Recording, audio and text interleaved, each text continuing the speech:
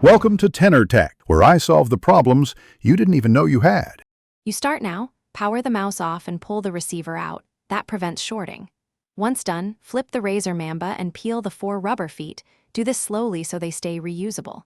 You'll see 2 visible screws and often one hidden under the rear sticker. Remove the sticker carefully to preserve it.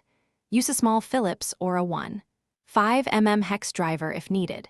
This initial access step exposes the case seams and keeps you from forcing clips later. Once screws are out, position the mouse top side up and insert a thin plastic spudger into the seam. You want to disengage plastic clips, not snap them. Work around the perimeter in small increments, short, steady pries, so clips release evenly. Make sure to stop if a clip resists and recheck for a misscrew. As halves start to lift, watch for ribbon cables connecting the PCB. Do not yank.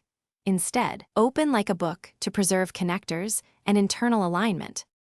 You're inside. First thing, disconnect the battery and any ribbon cables. This prevents shorts while you probe switches or the sensor. Once disconnected, inspect the micro switches, encoder, and optical sensor for dirt or broken tabs. Clean with compressed air and isopropyl if needed.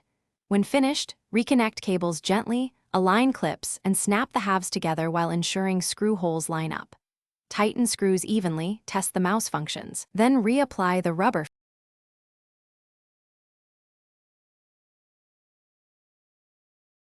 Thanks for watching. Subscribe to keep your life in tune.